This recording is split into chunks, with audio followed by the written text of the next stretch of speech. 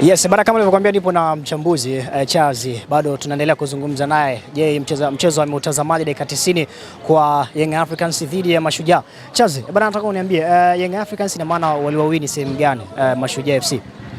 Young Africans kwanza walikuwa bora sana katikati mwa kiwanja.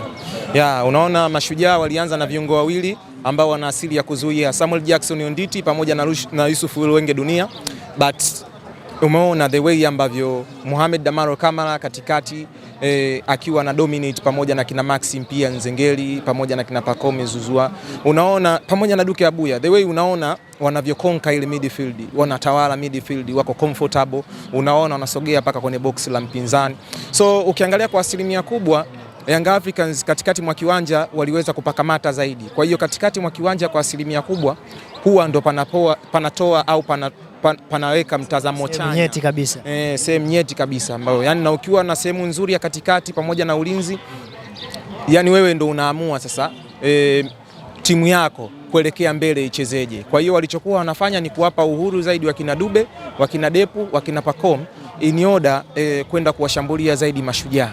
Sawa, Young Africans baada pia kufanya sajili, pengine ilikuwa ni surprise kwa mashabiki wa Young Africans, wamewaanzisha wachezaji wao wapya kwa maana Depu pamoja na Okelo, lakini pia mmoja ametoa assist, lakini pia akaja akafunga tena. Kwa uchache mashabiki wa Young Africans wategemee nini kutoka kwa wachezaji hawa wawili? Always mashabiki wana expect kitu kizuri, kutoka kwa wachezaji wanaosajiliwa. Haijalishi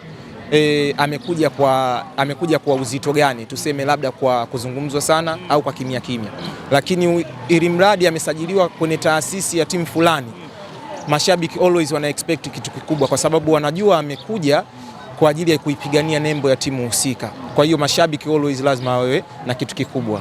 Pengine ushindi huu wa goli 6 Young Africans anarejea kileleni, pengine ni kama wanatuma salamu sasa kwamba wao ndo wanaojua ladha pia ya ligi kuu soka Tanzania bara, NBC Premier League. Na waheshimu wapinzani ambao wote wanakutana na Young Africans, ila Young Africans kwa miaka 4 mpaka 5 ya hivi karibuni wamekuwa na timu bora sana.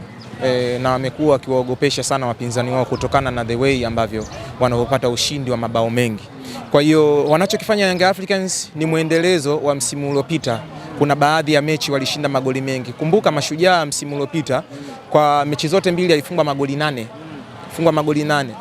Lake Tanganyika alifungwa goli 5, hapa KMC Complex alifungwa magoli 3-2 na Prince Mpumelelo Dube alifunga hat-trick. Kwa hiyo unaona ni mwendelezo wa kile ambacho walikifanya last season.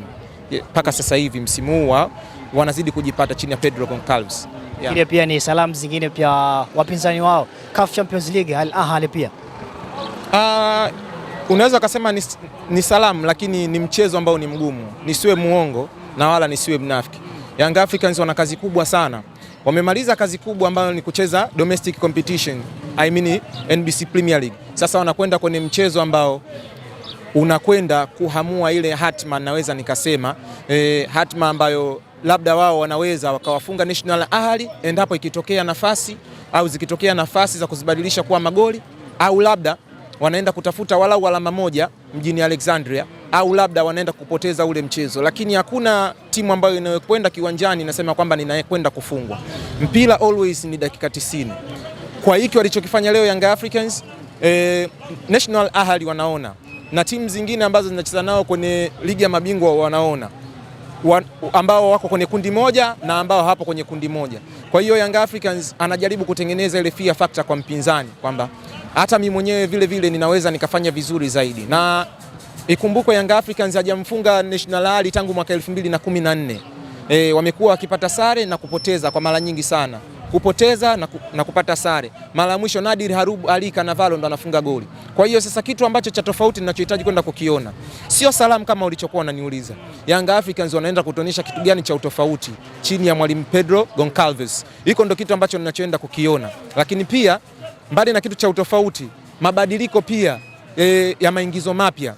Naweza nikasema hivyo kwa mchezaji mmoja na timu kwa ujumla. Wanaisaidiaje kwa uwezo wa mchezaji mmoja na pia wanaisaidiaje timu kwa kiujumla, yani kwa teamwork ninaweza nikasema, au labda ule kucheza kwa umoja zaidi wa kitimu. Tumeona Alan Okelo leo usajili mpya acheza vizuri, Depu the same case, lakini watakuwa na mwendelezo mzuri. Hilo ni swali la mimi na wewe ambalo hatulijui. Tuwazingatie labda kuwapa muda, watatuonyesha kitu kizuri labda cha utofauti, kwa sababu hata mashabiki wana expect vitu vizuri na vikubwa kutoka kwa wachezaji ambao wamesajiliwa. Shukuru sana. Shukrani sana. Yes bana, walikuwa mchambuzi Charles na tumeweza kumsikia mengi zaidi, akiweza kutoa tathmini yake baada ya dakika 90 kutamatika mchezo wa ligi kuu soka Tanzania bara. Ni Yako TV, tu follow Instagram kwa jina moja la Yako TV pamoja na TikTok, lakini pia unaweza kumfollow yeye Charles. Wanakupataje Instagram? Charles Mpunga _14. Tumeweza kumsikia pia mimi kwenye Instagram yangu napatikana kama official Mutre Msawaji. Behind the camera alikuwa ni director afya. Endelea kutazama Ni Yako TV.